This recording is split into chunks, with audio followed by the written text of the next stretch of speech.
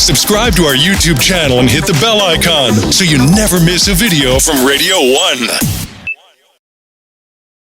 Good morning. Welcome to the show. I am so thrilled about what's gone down over the weekend at the Olympics. Of course, getting a gold is great, but what I really feel is wonderful is we've never come as close in terms of golf at the Olympics. You had Aditi Ashok narrowly missing out on being the first Indian golfer to win an Olympic medal in the women's individual stroke play of the Tokyo Olympics 2020.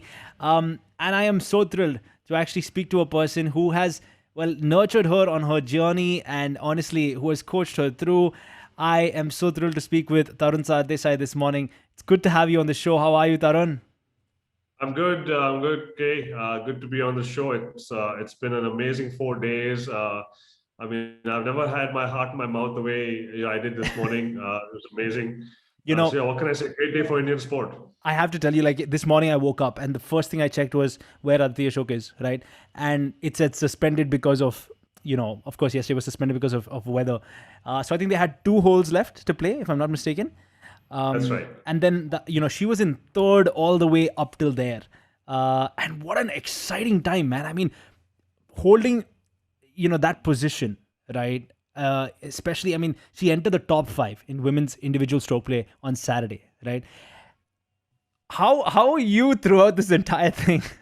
Talk me through that. Like you said, you had your heart in your mouth, but tell me how you were feeling. Absolutely. On one hand, I wasn't really surprised with the way she played because I think, on certain course setup, she does really well. This course was really set up well for her. The greens were perfect. The course was a little shorter, wasn't playing too long and perfect conditions. So I wasn't surprised when she was atop the leaderboard. And then, after 2 days, I knew that she was really into the chance for the gold. And as nerve-wracking as it was, I keep saying I don't think we could have asked more of her. And she did what she did. She did her best. I do believe that one putt on the 17th hole could have made all the difference. But then, that's how sport is, right? So yeah. I was just so happy. And I don't watch golf like the way I watched this round today. What's super exciting is I had some friends who also play golf, and I was just chatting with them in the morning, and then they were like, when you see her and where she plays and things like that, and of course what makes me super proud is Bangalore girl, that makes us even more prouder. So apparently she's, and correct me if I'm wrong, she's a scrawny girl. And when she's on the field, that determination you cannot replace. She's so laser focused. Talk me through how she's been with you personally. Yeah, I think from the time I actually met her, Kay, she was 7-8 years old. She had that amazing focus. One of the most unique things about this girl was I never had to repeat myself. And, as a coach, that quality you see in a player is phenomenal. Yeah. And she caught me out many times because, she used to write down everything I told her. And if I told her anything different, maybe a year or 2 later, she would pull out her notebook and say, you know what, sir, you said this 2 years ago. And I had to really, really be at the top of my game. That's a great student right there. That's a great student. I completely agree. And, she just executed everything, according to plan. Any coach's dream, I would say, and the term we use is very, very, very coachable. And on the course, she was, she had a heart of steel. Fantastic to watch her play any tournament that I witnessed. So, when I like I told you, I switched it on this morning. USA was on the top. Then you had Japan, and then it was Aditi, right? Before we get to Aditi, talk me through the other 2 on top, which was Japan and USA at the time. Go ahead, please. Actually, it wasn't Japan until the last few holes. It was actually USA and New Zealand with Lydia Ko from New Zealand and Nelly Korda from the US. The Japanese girl, of course, came into her own around the 14th, 15th hole where she came up to 15, 16 under par. So though Nelly is amazing, and Nelly's a long hitter. She's won, I think, the last 2 or the 3 weeks on the LPGA tour. She was coming into this tournament on a high, and of course that fantastic round she played, to get into the league was just true to her nature. Lydia Ko is coming in from a great run of form as well. She had a kind of a slump for the last couple of years, but the last few months has been great for her. All of these players were coming into this tournament on a high. The Japanese player had won, I think, five of the last 5 times on the Japanese tour as well, Yeah. the women's tour. So, they were all in really, really good state of mind. So Aditi was up against, I would say, a formidable field, but the beauty about this girl is when she stands out there, she believes she's better than everybody. What I really loved was how I don't think the country's watched golf like this before. Wouldn't you agree?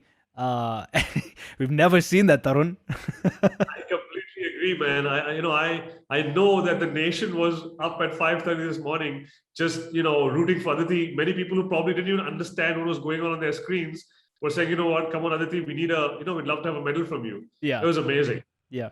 I want to talk about her being coached. Of course, you run the Tarun Sardesai Golf Academy, which is a beautiful place, and I've seen pictures. And I can't wait to come down there and actually experience it for myself. Talk me through her training there and what you guys actually do to mold these unbelievable athletes like Aditi. Yeah, I think I've always, I realized early on in my coaching career that I did have actually a flair for elite player development, and I took that forward. Bulk of my training with Aditi was at the KGA in Bangalore. We worked a lot over there, and she was pretty much like family. I mean, I know when I can remember many nights when she stayed over at my place when her parents had to go out of town. So she was pretty much like family, and it was a great relationship that we shared.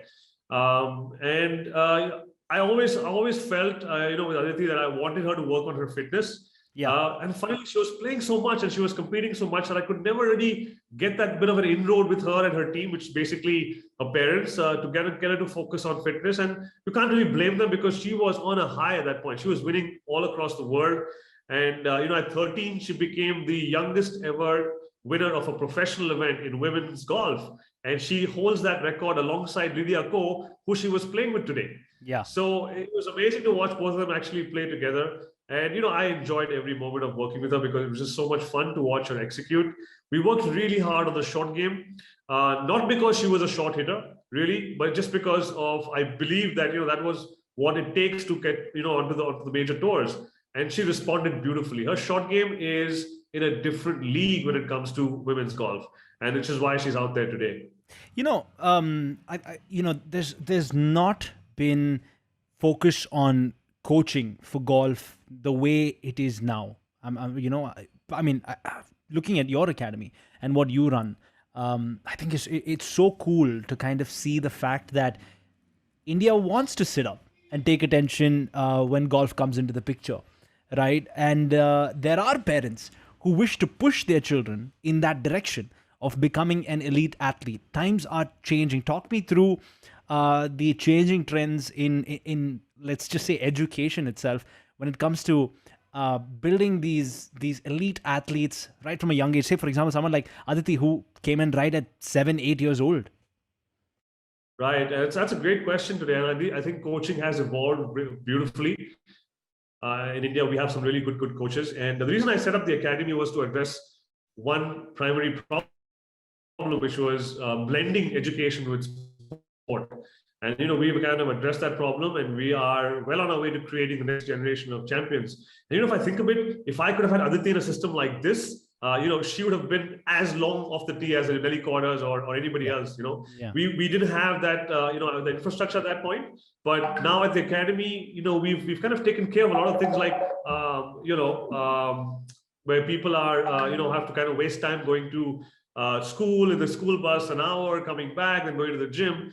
On this campus, it's a minute's bicycle ride away. Awesome. And that's the beauty of it. And, I'm very proud of what we've achieved here. And I'm very thankful to all the people, especially Zion Hills Golf County, for having joined us on this vision. And I truly believe we are one of a kind, I think, in Asia. I'm looking forward to really creating the next generation of Aditis and Shubhankars and Anirban Lahiris, and I think what Aditi has done today is only going to further my cause, because I know now that I can openly go out there and ask for support, because we have proved that golf is a sport for us.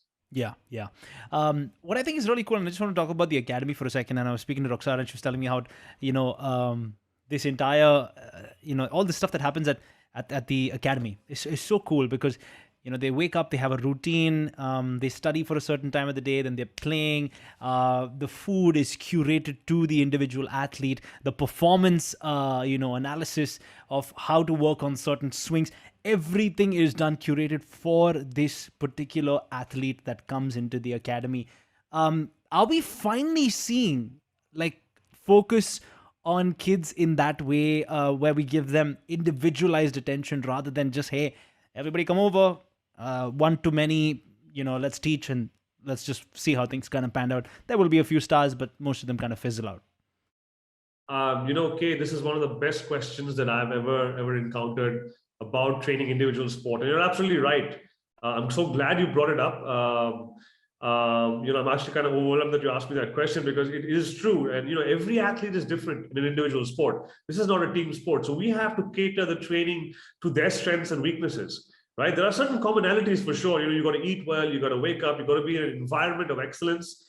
You've got to have your coaches with you through the day. You've got to get fit. You've got to train power. You've got to have sports science, nutrition. And we've addressed all of that, which is why, we've been able to produce 2 national champions and an Asian Tour champion in the space of 3-4 years at the academy. So yes, and data analytics is the way forward, right? And I have created my own software to actually, monitor their practice. We compare that with competition results, and now we know exactly where a player needs to work. There's no time wasted. So the learning curve is shortened now. So a player who would take normally 10 years to reach peak performance earlier now reaches peak performance in 5 years or 3 years. Awesome. Right? And that is the beauty of it. And I'm so glad you asked that question, because that is what I'm hoping the coaches will take to in the future. And this country should have 10, 15, 20 Aditi Ashoks out there in the next few Olympics. And, I think gold medals should be flowing, come the next Olympics. That's actually exactly what I wanted to end on. Having Aditi now in the spotlight, I think, is a great thing.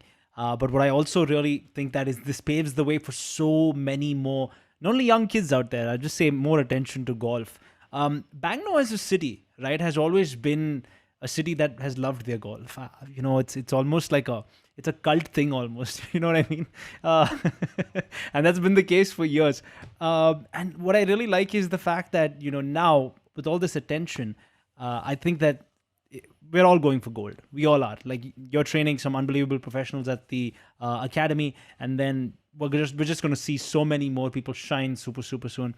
Tarun, I want to say this has been such a fantastic interaction, and I want to wish you all the very best. For people watching this, the Tarun Sardesai Golf Academy, do check it out, because they don't build players, they build elite athletes.